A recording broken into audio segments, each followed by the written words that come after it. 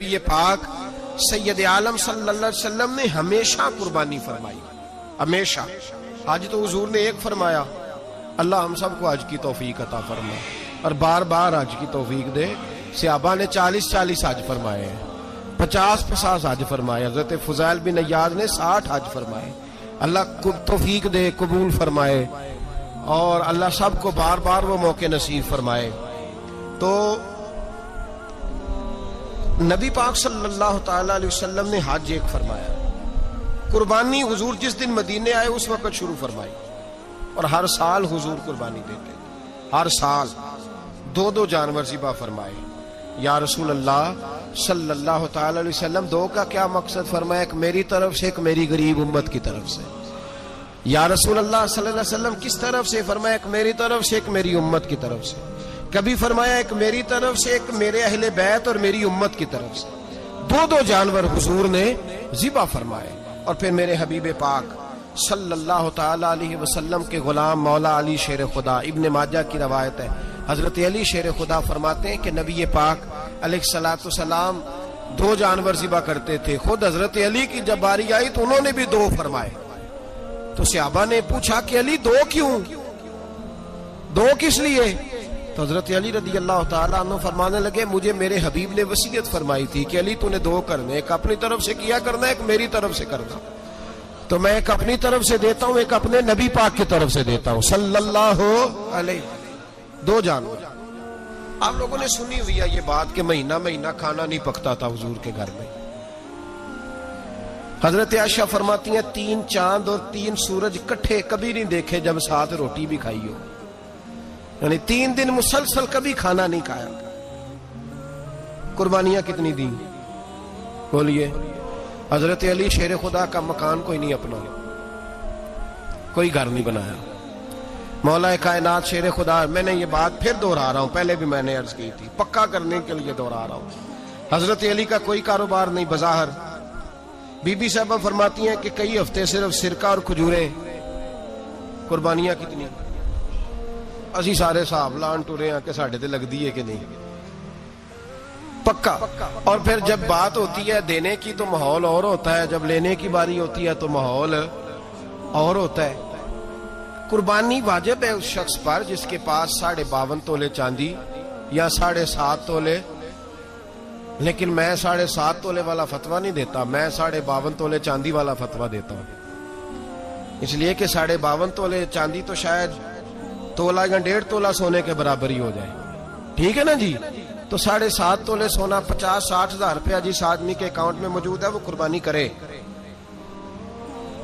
بلکہ امام شافعی رحمۃ اللہ علیہ فرمایا کرتے تھے جس نے 3 کمروں کو تالا لگایا ہوا ہے وہ 3 کمرے فارغ ہیں، اس کے کسی کام کے نہیں، ان کی قیمت کا حساب لگائے۔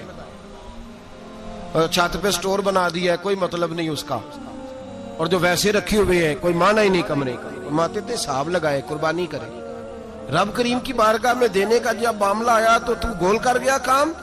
میرے رسول کائنات سرور عالم صلی اللہ علیہ وسلم کا جب اپنے لیے چیزیں استعمال کرنے کا ماحول ہے تو محبوب پاک علیہ الصلوۃ والسلام نے مہینہ روٹی نہیں پکائی۔ یہاں جو آدمی ہر جمعرات کو 4 کلو بکرے کا گوشت پکاتا ہے اور ہر تیسرے دن مرغی کا گوشت لاتا ہے، وہ قربانی کی باری آتی ہے تو کہتا ہے میرے پہ لگتی نہیں۔ وہ ٹھیک ہے ابا جی لے آئے، ابا جی کی طرف سے قربانی ہے، اس دفعہ ابا جی کی، اگلی دفعہ اماں جی کی، اس سے اگلی دفعہ دادی جی کی۔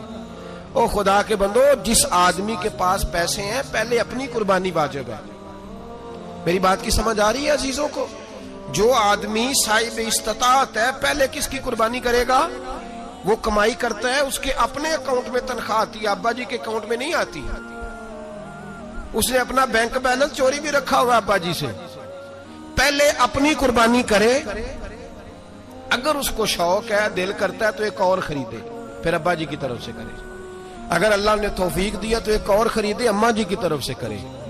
اور اگر اس کے دل کو اللہ ٹھنڈک عطا کرے، سکون کرے، تو پھر اپنے رسول کی طرف سے بھی قربانی دے، پھر اپنے محبوب کی جانب سے بھی قربانی کرے۔ نبی پاک صلی اللہ تعالی علیہ وسلم نے ہر سال 2 قربانیاں دی، 10 سال۔ کل کتنی ہوگی 10 سالوں میں بولیے؟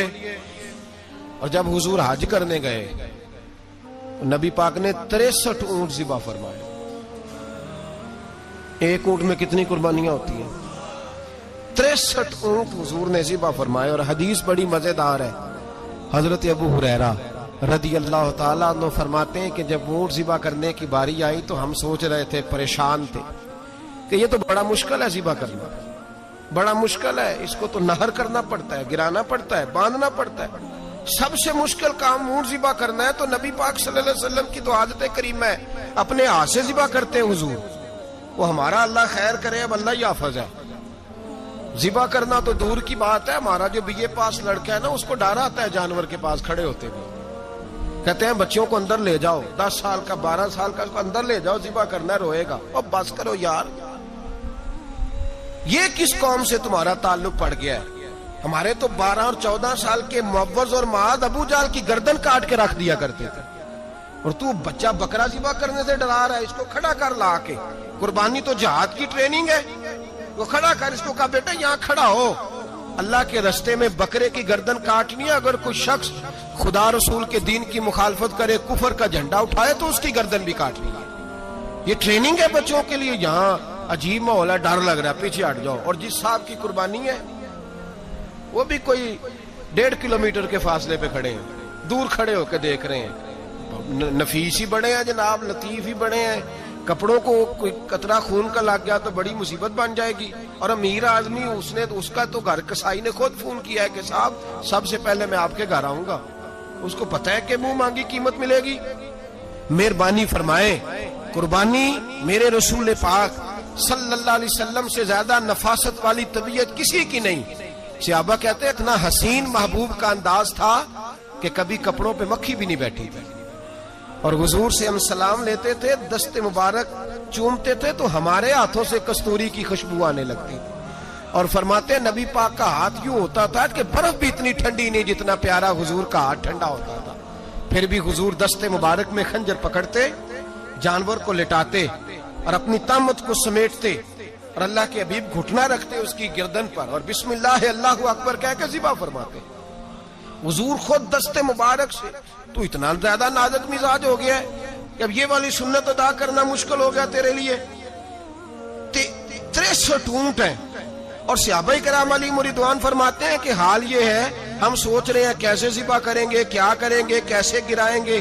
اور نبی پاک صلی اللہ علیہ وسلم کہتے ہیں ہم ابھی سوچ میں ہی تھے کہ حضور نے چھری پکڑی. خنجر جب حضور نے اٹھایا تو فرماتے ہیں اونٹ دوڑتا ہوا آیا اور نبی پاک کے سامنے آ کے لیٹ گیا. فرماتے ہیں اللہ کے رسول نے بسم اللہ اللہ اکبر کہہ کے ذبح کیا. اس نے ٹانگ بھی کوئی نہیں ہلائی، پیر بھی کوئی نہیں ہلایا. وہ کسی شاعر نے بڑی عجیب بات کہی تھی. اس نے کہا پھنسی جو دام میں بلبل تو لگی یوں کہنے، کرے گا قتل کیا تو نے جب اسیر مجھے، کباب شمع کے شولے پہ کیجیو سیاد، شکل گل نظر آئے دم اخیر مجھے. وہ کہتے ہیں بلبل کو شکاری، سیاد شکاری نے پکڑ لیا بلبل کو. تو سیاد سے بلبل کہنے لگی تو نے پکڑا ہے تو قتل تو کرے گا ہی نہ، کھائے گا تو صحیح، ایک میری منت ہے. شکاری کہنے لگا وہ کیا؟ تو بلبل کہنے لگی جب تو مجھے ذبح کرے نا اور پکائے تو مجھے پھول سے بڑی محبت ہے. اس طرح کرنا، کوئلے اتنے زیادہ دہکانا، اس قدر زیادہ آگ جلانا کہ ان کی شکل گلاب کے پھول کی طرح سرخ ہو جائے.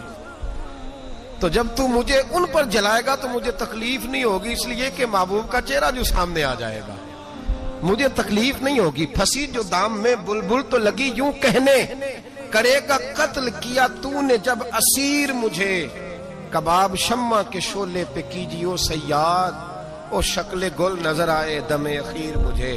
اعلیٰ حضرت بریلوی علیہ رحمہ فرمایا کرتے تھے، فرماتے تھے بڑی تکلیف ہوگی جب جان نکلے گی. روایتوں میں آتا ہے جس طرح باریک دوپٹہ جھاڑیوں پہ ڈالا جائے، کھینچا جائے تو پھٹ جاتا ہے، یوں تکلیف ہوگی. پر فرمانے لگے رسول اللہ کے غلام کو کوئی تکلیف نہیں ہوگی.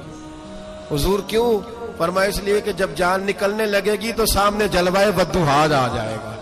حضور کے جلوے ہوتے رہیں گے تو پتہ ہی نہیں چلے گا جان کیسے نکل گئی. پھنسی جو دام میں بلبل. تو صحابہ فرماتے ہیں کہ اونٹ دوڑتا ہوا آیا، حضور کے سامنے آ کے لیٹا، نبی پاک نے ذبح فرمایا اور فرماتے ہاتھ دھو گئی. حضور نے توجہ فرمائی تو دوسرا دوڑتا ہوا آ گیا. تیسرا آ گیا. حضرت ابو ہریرہ فرمایا کرتے اونٹ ایک دوسرے کو دھکے دیتے تھے, پیچھے ہٹ جا, پہلے میں نے جانا ہے, پہلے میں نے جانا ہے. 63 اونٹ وادی مینا میں حج کے موقع پر میرے رسول پاک نے دست مبارک سے ذبح فرمائے. ہر قربانی حضور نے اپنے ہاتھوں سے فرمائی. قربانی واجبات دین میں سے, ضروریات دین میں سے, اور کوئی اتنا لمبا چوڑا مسئلہ نہیں. بہت ساری چیزوں کو خود بخود مشکل کر لیتے. ٹی وی پہ خبر آتی ہے فیصل آباد کے 2 بیل ہیں, بولو اور ڈولو, پتہ نہیں کتنے من ان کا وزن ہے. ان سے پوچھا جا رہا ہے کہ بولو ڈولو کھاتے کیا ہیں, تو کہتے ہیں بادام کھاتے ہیں, مکھن کھاتے ہیں. یہ جناب پتہ نہیں ان کو دودھ کتنے کلو روز پیتے ہیں, اور بولو ڈولو بیچارے سے خود نہیں چلا جا رہا. لگ ایسے رہ جیسے وہ خود کہہ رہے ہیں مہربانی کرو ہمیں ذبح کر لو, اب تو اٹھا بیٹھا بھی نہیں جا رہا. او خدا کے بندو, دین کی اصل حقیقت کو سمجھو. یہ تو حضور نے فرمایا خوبصورت جانور لاؤ, یہ کس حدیث میں آیا ہے کہ اسے بادام کھلاؤ؟ آج لوگ انسانوں کو روٹی نہیں مل رہی اور جانوروں کو بادام کھلا رہے ہو. اس کے حصے میں جو اللہ نے شے رکھی ہے نا وہ چارہ ہے, اس کو چارہ کھلاؤ اور اچھے طریقے سے پیٹ بھر کے کھلاؤ. جانور کو پیٹ بھر کے چارہ کھلایا جائے تو جتنی اس کی طبیعت ہوتی ہے اس حساب سے وہ صحت مند ہو جاتا. باقی یہ تو آپ کسی شخص کو اتنا کھلا دیں کہ اس کا پیٹ اتنا بڑا ہو جائے, پھول جائے, تو وہ بیچارہ تکلیف میں آئے گا کہ نہیں آئے گا؟ یہ کس قسم کا ماحول ہے؟ ایک بکرا بکا لاہور میں اور سیٹھوں نے شرطیں لگائی ہوئی ہیں, میں 5 لاکھ کا لایا ہوں تو میں 9 لاکھ کا. یہ کیا چکر ہوا؟ مجھے اتنا کھلایا جی اس کو فلاں چیز. یہ کس نے کہا ہے کھلانے کا؟ بادام کھانا کس حدیث میں آیا؟ کس صحابی نے اپنے بکرے کو بادام کھلائے؟ کس نے مکھن کھلایا؟ کس نے پیڑے کھلائے؟ بس کرو, عجیب تماشا لگ گیا ہے. اور یہاں تو اتنی بری حالت ہو گئی ہے کہ عورتیں ناچنے لگی ہیں قربانی کے جانوروں کے آگے, بیبیاں بیچنے لگی ہیں. اللہ کے غضب کو آواز نہ دو. یہ قربانی ہے کہ ہر چیز کا, مذہب کی ہر شے کا مذاق بنا دیا ہے. جس دین نے عورت کی اپنی قربانی بھی ہو تو اس کو ذبح کرنے کی اجازت نہیں دی, مرد ذبح کرے گا. جو دین کہتا ہے کہ عورت ذبح نہیں کرے گی, وہ عورت بیچ سکتی ہے اللہ کے جانور. یہاں جس کا میں نے رمضان میں بھی کہا تھا, پھر بات دہراتا ہوں, سارا سال ناچتے گاتے ہیں اور عید کا موقع آتا ہے تو 2-4 مولوی بٹھا کے وہ دین سکھانا شروع کر دیتے ہیں. کوئی پتہ ہی نہیں, کوئی خبر ہی نہیں. جس بوتل میں کل تک شراب بک رہی تھی اسی میں دودھ پلاؤ گے؟ جس برتن میں کل تک پیشاب تھا اس میں آج لوگوں کو شہد پلاؤ گے؟ بس کرو, یہ مذاق نہیں, یہ رسول اللہ کا دین ہے. نبی پاک سید عالم صلی اللہ تعالی علیہ وآلہ وسلم نے کوئی ذمہ عورت کے کوئی چیز نہیں لگائی ایسی جس میں اسے مردوں کے ساتھ شامل ہونا پڑے. اور عورت سمجھ ہی نہیں رہی کہ یہ اس کی تذلیل ہے, عزت نہیں. صابن بک رہا ہے تو ساتھ بی بی کھڑی ہے, شیمپو بک رہا ہے تو عورت اس کی جو ہے وہ ایڈ دے رہی ہے. یہ عزت ہے عورت کی؟ رسوا کر دیا تم نے ہر شے میں عورت. اب قربانی کا جانور بھی بی بی بیچے گی؟ غیرت کہاں گئی اس قوم کی؟ میرے رسول پاک سرور دو عالم صلی اللہ تعالی علیہ وسلم کو کسی نے آ کے کہا فلاں قبیلے کے لوگوں نے عورت کو سربراہ بنایا ہے, عورت کو آگے لگا لیا ہے. فرمایا تباہ ہو گئے وہ لوگ, انہوں نے عورتوں کو اپنے آگے پیشوا بنا لیا. جس رب نے عورت کو نبوت نہیں دی, امامت کرنے کا حق نہیں دیا, کس چکر میں لوگ پڑ گئے؟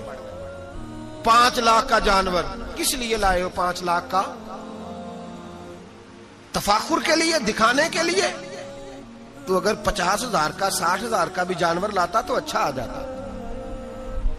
اور 50,000 کا جانور لائے تو 5 لاکھ میں کتنے آتے ہیں بولے؟ تو 10 جانور ذبح ہوں گے تو کتنے غریبوں تک گوشت جائے گا, کتنے گھروں کا بھلا ہوگا. ہر چیز کا چکر الٹا کر دیا گیا ہے. اور صرف حج کے لیے ہوتی تو میرے رسول پاک ہر سال قربانی نہ کرتا, اور میرے نبی پاک قربانی دینے کا حکم. ایک اور بات بڑی لوگ پوچھنے لگے, کہتے جی گائے کی ہوتی ہے, بھینس کی بھی ہوتی ہے کہ نہیں؟ چلو جی اب نئی بات نکل آئی. حدیث پاک میں لفظ آیا اونٹ کا, نبی پاک نے فرمایا بکرا 1 سال کا, گائے 2 سال کی, اونٹ 5 سال کا. حدیث میں لفظ آ گیا اونٹ کا. آپ کو بندہ کہے پہلے بتائیں نر کا کہ مادہ کا, تو میں کدھر سے آپ کو حدیث نکال کے دوں جس میں نر بھی اور مادہ علیحدہ علیحدہ ہو؟ حدیث پاک میں ذکر آ گیا دمبے کا، مینڈے کا. اب باقی جو سارے جاگ رہے ہیں نا، اب غور فرمائیں، باقی ایک بکرا ہے، ایک چترا ہے، ایک دمبا ہے، ایک دیسی بکرا ہے، ایک پہاڑی بکرا ہے، تو علیحدہ لفظ کہاں سے نکال کے دیے جائیں؟ یہ ساری انواع ہیں، اقسام ہیں، نوع ہیں. اسی طرح بھینس بھی گائے کی ایک قسم ہے. امام اعظم ابو حنیفہ فرماتے ہیں نوع منہ، یہ اس کی ایک قسم ہے، نوع میں سے ہے، گائے کی نوع میں سے. آپ عام لفظ بولتے ہیں تو کہتے ہیں بکرا چترا گائے بھینس، عام لفظ ہے نا. تو جب گائے کہہ دیا تو اب کو بندہ کہے گائے آیا تو پہلے بتائیں گائے تو ہے تو اس میں بیل شامل ہے کہ نہیں؟ تو گائے کی جتنی قسمیں ہیں نا، ہمارے محدثین بھینس کو گائے میں شامل کرتے ہیں. بھینس گائے کی ایک قسم ہے. تو نبی پاک صلی اللہ علیہ وسلم نے جب گائے کا لفظ استعمال کیا تو بھینس اس کے اندر آ گئی. تو اگر گائے کی قربانی جائز ہے تو بھینس کی قربانی بھی جائز ہے. اگر بیل کی قربانی جائز ہے تو کٹے کی قربانی بھی 100% جائز ہے. اس کے اندر 7 حصے ڈالے جائیں گے، اسے قربان کیا جائے گا، یہ جائز ہے. اگر آپ صریح لفظ نکال کے دکھانے کو کہیں گے تو پھر تو بڑی چیزوں میں لوگ الجھ جائیں گے. پھر کیسے نکالا جائے گا خسی کی جائز ہے کہ نہیں، جو خسی نہیں اس کی جائز ہے کہ نہیں، فلاں کی. تو ان تفصیلات، ہاں بہت ساری چیزوں کی تفصیلات حدیث میں ہیں لیکن ساری چیزوں کی موجود نہیں. اس لیے میرے عزیز یاد رکھیں، بھینس کی قربانی بھی ہوگی، گائے کی بھی ہوگی، بیل کی بھی ہوگی، کٹے کی بھی ہوگی. جن کی نہیں ان کی نہیں. ہم نے کبھی کہا ہرن کی قربانی بھی ہوگی یا مرغی کی قربانی بھی ہوگی. تو حدیث مبارکہ کے اندر جو چیزیں موجود ہیں ان کی جتنی اقسام ہیں ان سب کی قربانی کرنا ہاں جائز ہے. اور میرے نبی پاک صلی اللہ علیہ وسلم نے فرمایا جانور خوبصورت ہو، لنگڑا نہ ہو، کانا نہ ہو، زخمی نہ ہو، خوبصورت جانور لاؤ، اس کو لا کے ذبح کرو. لوگ کہتے ہیں چلو اتنے پیسے اللہ کے راستے میں دے دیں، تو یہ کافی نہیں کافی. مسلم شریف میں، بخاری شریف میں میرے نبی پاک سید عالم صلی اللہ تعالی علیہ وسلم نے فرمایا 10 ذی الحج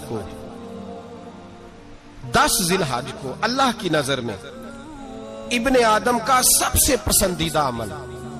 لیکن نا 10 ذی الحج کو، کل 10 ذی الحج ہے تو بڑے کام ہوں گے. فجر کی نماز بھی ہوگی، تکبیرات تشریق بھی پڑھی جائیں گی. آج فجر سے شروع ہو گئی نا، 9 کی فجر سے لے کر 13 کی عصر تک تکبیرات تشریق پڑھی جائیں گی. اللہ اکبر، اللہ اکبر، لا الہ الا اللہ واللہ اکبر، اللہ اکبر وللہ الحمد، اللہ اکبر، اللہ اکبر، لا الہ الا اللہ واللہ اکبر، اللہ اکبر وللہ الحمد، اللہ اکبر، اللہ اکبر، لا الہ الا اللہ واللہ اکبر، اللہ اکبر وللہ الحمد. کوشش کریں جب بھی پڑھیں 3 بار پڑھیں. تکبیرات تشریق بھی پڑھی جائیں گی، فجر کی نماز بھی کل ہوگی، عید کی نماز بھی ہوگی، لوگ اور بھی کو ذکر اذکار کریں گے. لیکن میرے نبی پاک صلی اللہ علیہ وسلم نے فرمایا 10 ذی الحج کو اللہ کو اپنے بندے کا جو کام سب سے زیادہ پسند ہے وہ یہ ہے کہ وہ اللہ کے راستے میں جانور کا خون بہائے.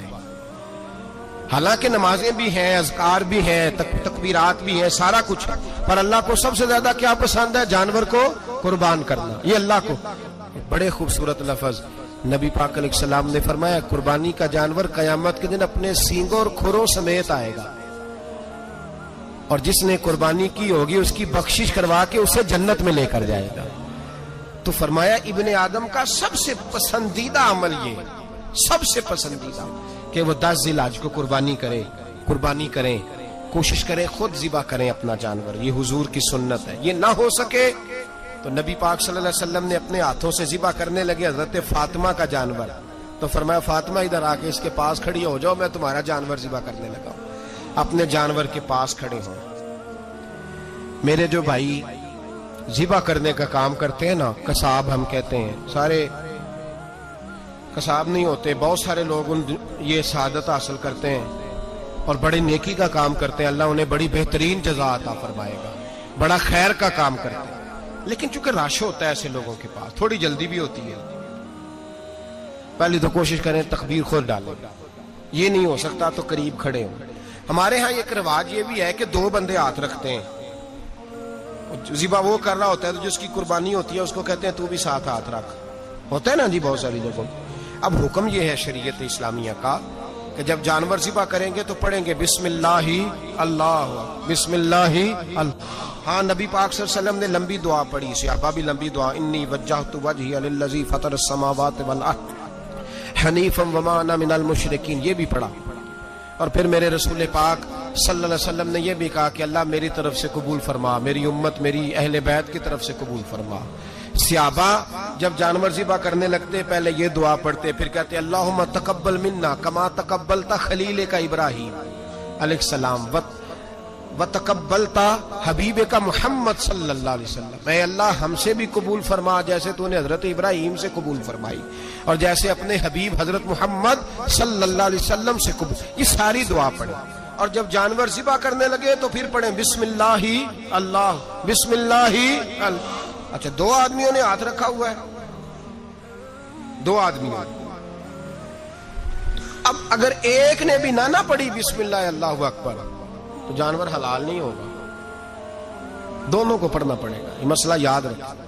ایک اور بات بھی بتانی ہے آپ کو، وہ بھی آپ نے یاد رکھنی ہے۔ قربانی کے بڑے جانور میں کتنے حصے ہوتے ہیں؟ 7۔ اب 7 حصوں میں 7 کی نیت قربانی کی ہونی چاہیے، 7 کی۔ 6 حصے ڈال گئے، جو چلے تھوڑے سے زیادہ امیر لوگ نہیں تھے، نارمل تھے، انہوں نے 6 حصے ڈال لیے۔ 7واں امیر آدمی تھا، اس کو جا کے کہا یار ایک حصہ نہیں مل رہا تو چل تو نے تو 2-3 بکرے لیے ہوئے ہیں، تو بھی شامل ہو جا۔ اس نے پہلے تو کہا نہیں یار میں نے اب لے لیا، پھر جب اصرار کیا تو کہا چلو ٹھیک ہے بڑے گوشت کا قیمہ کرا لیں گے۔ تو اس طرح کرو، ڈال لو میرا بھی حصہ۔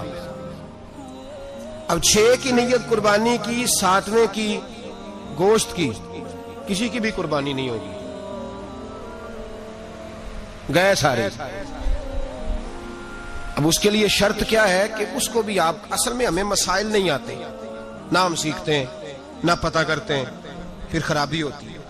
اب اس سے کہیں کہ یار قربانی سے پہلے اپنی نیت کا اعادہ کر، اپنی نیت کا اعادہ کر، بتا کہ تیری نیت کیا ہے، اور اگر غلط ہے تو صحیح کر لے، تاکہ سب کی قربانی تو بتا۔ یہ جو تو رکھ رہا ہے قربانی، تو کس کی قربانی کر رہا ہے؟ دادا جی کے نام کی، ابا جی کے نام کی، اپنے پیر کے نام کی، استاد کے نام کی، یا رسول پاک صلی اللہ علیہ وسلم کے نام کی، نبی پاک کے نام کی؟ اس سے پوچھیں، اور جو وہ نیت بتائے اس نیت کی دعا ہوگی، اس کی طرف سے کہا جائے گا اے اللہ اس کی طرف سے اسے قبول۔ میری بات کی سمجھ آ رہی ہے میرے عزیزوں کو؟ اور اس ارادے کے ساتھ قربانی، اگر ایک کی بھی نیت خراب ہو گئی تو مسئلہ بگڑ گیا۔ اس لیے ان مسائل کو، اور نبی پاک کے نام کی جو قربانی ہوگی، سبحان اللہ۔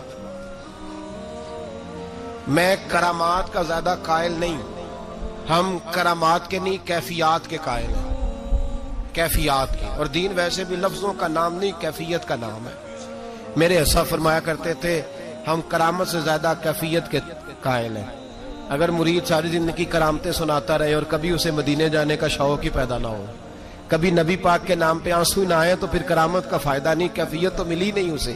ہم کیفیت، اسی طرح ہم نظرانے کے نہیں نظر آنے کے قائل ہیں۔ تو بھائی یہ یاد رکھ لیں، کیفیت کا نام دین ہے، نبی پاک کے نام کی قربانی۔ میں قائل تو نہیں کرامت کا، لیکن ایک بات میں نے اپنے ایک استادوں سے، ایک بزرگوں سے سنی ہے، میرا دل کرتا ہے وہ سنا دوں آپ کو۔ اور بزرگوں کا قول ہے اصل رنگ جو میں عرض کر رہا ہوں اسی رنگ میں اس کو رکھیے گا، اور جس حد تک میں بات کر رہا ہوں اسی حد تک رکھیے گا۔ اب ہر آدمی کے پاس موبائل ہوتا ہے، فوراً بات ریکارڈ ہوتی ہے، فوراً میڈیا پہ جاتی ہے، فوراً لوگ کمنٹس کرتے ہیں۔ تو بھائی جس حد تک سناؤں اسی حد تک رکھیے گا۔ میرے ایک بزرگ فرمایا کرتے ہیں کہ نبی پاک کے نام کا جانور ذبح کرو، اور وہ گوشت اس آدمی کو کھلاؤ جس کا حافظہ کمزور ہے، اللہ اسے وسیع حافظہ عطا فرمائے گا۔ اور فرمایا کرتے کہ میرا تجربہ ہے، نبی پاک کے نام کا جانور ذبح کرو، اور جس آدمی سے کوئی گناہ نہیں نہ چھوٹتا، کسی گناہوں میں الجھ گیا ہے، اسے وہ والا گوشت کھلاؤ، اللہ اس کے دل میں نور پیدا فرمائے گا اور گناہ سے نفرت ہو جائے گی اسے، جو نبی پاک کے نام کا جانور ہو۔ تو ہم جو سیکھنے والے لوگ ہوتے ہیں، ہمارا دل کرتا ہے کہ چلو تھوڑا سا اپنی طرف سے بھی پوچھ لیں۔ تو میں نے کہا حضور اگر بیمار کو کھلا دیں تو فرمانے لگے کھلا دو، اللہ صحت دینے والا ہے، پر بیمار کے لیے دوائیاں بڑی ایجاد ہو گئی ہیں، گناہ گار کی دوائیاں نہیں ملتی۔ بیماروں کی دوائیاں بڑی ہیں، گناہ گاروں کی نہیں ملتی۔ गुनाहगार को खिलाओ, इसलिए कि जो चीज मुस्तफा के नाम से मंसूब हो जाती है रब उसकी बड़ी कदर फरमाता है, अल्लाह उसकी बड़ी कदर करता है। जो चीज नबी पाक के नाम से मंसूब हो जाती है अल्लाह उसकी बड़ी कदर फरमाता है। मेरे नबी पाक अलैहिस्सलाम ने फरमाया, मेरा कलमा पढ़ने वाला मोमिन जब दोज़ख से गुजरेगा तो दोज़ख कहेगी जल्दी जल्दी गुजर जा, जल्दी जल्दी, जहन्नम की आग कहेगी जल्दी जल्दी गुजर जा, जल्दी। तो मोमिन कहेगा तू तो आ गया, तुझे क्या बात हुई, पुल सिरात से गुजर रहा है, क्या मसला हुआ, उसके पास से गुजर रहा है दोज़ख के, तो पास से गुजरते वक्त भी कहती है जल्दी गुजर जा, कहीं ऐसा ना हो कि तेरे नूर की चमक मेरी आंख को ठंडा कर दे। ये शान है उनके गुलामों की, तो सरकार का आलम क्या होगा। तो मेरे रसूल पाक अलैहिस्सलाम से जो शय मंसूब हो जाती है उसकी अल्लाह बड़ी कदर फरमाता है, जब ही तो हमारी कदर है। अल्लाह फरमाता है कुन तुम खैरा उम्मतिन, तुम जिस तरह के भी हो सबसे अफजल, इसलिए कि मेरे मोहम्मद का कलमा जो पढ़ते हो सल्लल्लाहु अलैहि। तो कुर्बानी करें, अच्छी नीयत के साथ करें, खुलूस के साथ करें। कुर्बानी के गोश्त के 3 हिस्से करने, एक देना है खालस गरीब लोगों को, जी क्या देना है उनको, जी गरीबों को क्या देना है, नाल झिड़का नहीं देनिया 250 आ भी गए हो तुसी, अजे तो खल भी नहीं लाई, झिड़का नहीं देनिया, और जो तेरे दरवाजे तक चल के आ गया। और अल्लाह पाक से डरा कर, बस ये सोच के उसने तुझे देने वाला बनाया है। भाई ये सोच कि कोई किसी के दरवाजे तक नहीं जाता, ये सोच वो बड़ा बेनियाज है, कुछ का कुछ कर देता, तेरे दरवाजे तक आ गया ना बस ठीक हो गया। तू समझ कि उसने तुझे बड़ी इज्जत दी है, तेरे दरवाजे तक छापर लेके आया है, झिड़के ना दे, उत्ते बह जा, तू आ भी गया है, ऐसे ना कर, ऐसे ना कर, बिल्कुल बस जो आ गया है ना उसको इज्जत दे, वकार दे। गरीब को गोश्त देना है, 7 झिड़के नहीं देनी।